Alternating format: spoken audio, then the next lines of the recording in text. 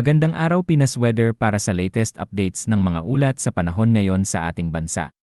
Narito ang inyong weather update para sa araw na ito ngayong Biyernes, November 28, 2025. Para naman lagi kang updated sa lagay ng panahon, pakiclick mo lang ang subscribe button. Narito po ang pinakabagong ulat ukol sa Bagyong Berbena, na may international name na Koto. Kahapon ng umaga, mas lalo pang lumakas at nag-intensify ang Bagyong Berbena habang ito ay nasa labas ng Philippine Area of Responsibility, malapit sa Pag-asa Island. Pagsapit naman ng hapon kahapon ay namataan ang sentro ng bagyo sa layong 265 kilometers, hilaga-hilagang kanluran ng Pag-asa Island.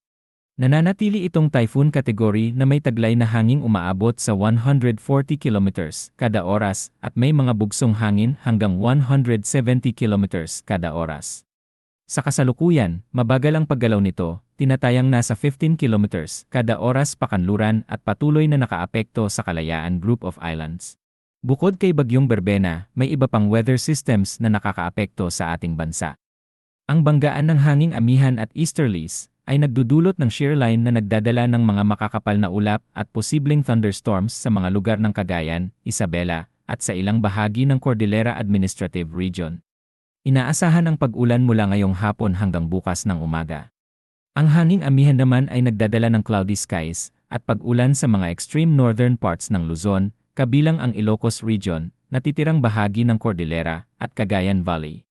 Ang easterlies naman ay magdudulot ng maulap na kalangitan sa Aurora at Quezon na may posibilidad ng isolated rain showers at thunderstorms. Sa nalalabing bahagi ng bansa, kabilang ang Metro Manila, karaniwang mainit at maaliwalas ang panahon, maliban na lamang kung may lokal na thunderstorms pagsapit ng hapon at gabi. Tingnan naman natin ang track at intensity forecast ng Bagyong Berbena. Sa ngayon, nananatili itong typhoon category at patuloy na nakaapekto sa Kalayaan Islands.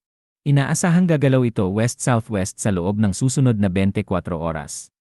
Ngunit pagsapit ng Sabado hanggang Linggo, inaasahang pahilaga ang direksyon nito at posibleng mag-intensify bago muling humina bilang severe tropical storm habang patungo sa Vietnam mula Linggo hanggang Martes.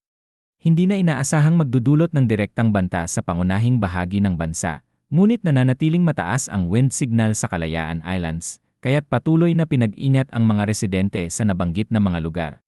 Kasabay nito, may mga gusty conditions pa rin sa Northern Luzon, kabilang ang Batanes, Cagayan, Apayao, Abra, at Ilocos Region, pati na rin sa western sections ng Central Luzon, Occidental Mindoro, at Palawan. Ang mga hangin ay epekto ng kombinasyon ng amihan at Bagyong Berbena na lalong nararamdaman sa western Mimaropa.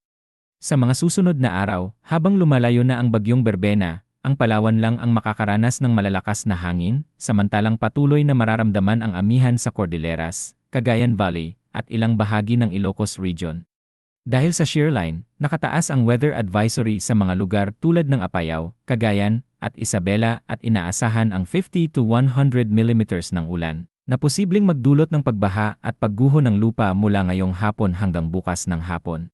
Sa sea conditions, may gale warning pa rin sa Kalayaan Islands, kung saan umaabot sa 7 meters ang taas ng alon na delikado para sa lahat ng uri ng sasakyang pandagat.